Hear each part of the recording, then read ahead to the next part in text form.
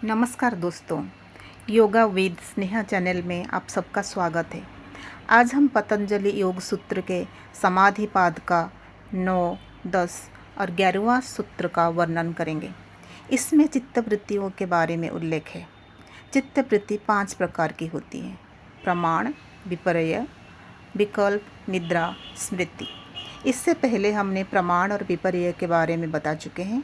आज विकल्प, निद्रा, स्मृति के बारे में बताएंगे। महर्षि पतंजलि ने समाधिपाद का 9वां सूत्र में लिखा है, शब्द ज्ञानानुपाति वस्तु शून्यो विकल्प।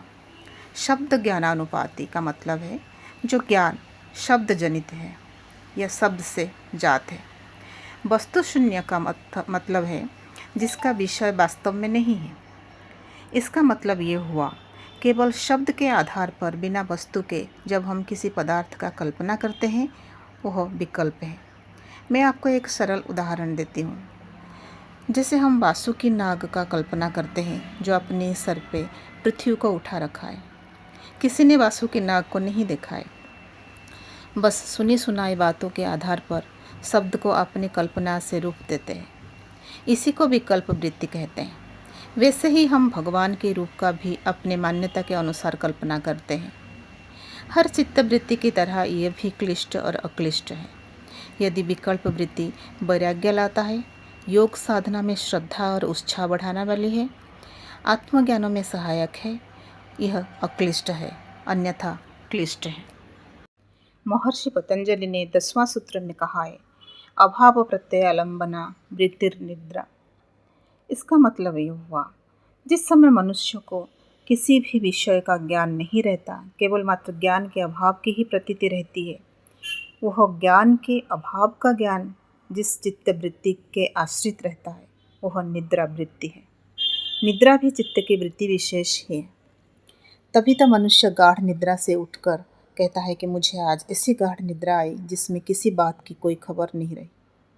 इस स्मृति वृत्ति से यह सिद्ध होता है कि निद्रा भी एक वृत्ति है, नहीं तो जगने पर उसकी स्मृति कैसे होती।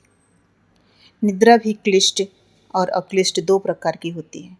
जिस निद्रा से जगने पर साधक के मन और इंद्रियों में सात्विक भाव भर जाता है, आलस्य का नामो निशान नहीं रहता, तथा जो योग साधना में उपयोगी और आवश्यक मानी गई है, वह अक्लिष्ट है। दूसरी प्रकार की निद्रा उस अवस्था में परिश्रम के अभाव का बोध कराकर विश्राम जनित सुख में आसक्ति उत्पन्न करने वाली होने से क्लिष्ट है। 11 नंबर सूत्र में महर्षि पतंजलि कहते हैं, अनुभूत विषय संप्रमोषः स्मृति।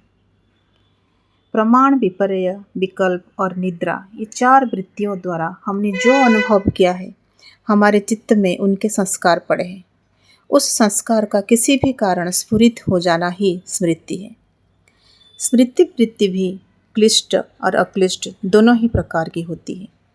जिस स्मरण से मनुष्य का भोगों में वैराग्य होता है तथा जो योग साधनों में श्रद्धा और उत्साह बढ़ाने वाला एवं आत्मज्ञान में सहायक है, वह तो अक्लिष्ट है। और जिसमें भोगों में राग द्वेष बढ़ता है, वह क्लिष्ट वृत्ति है। नमस्कार।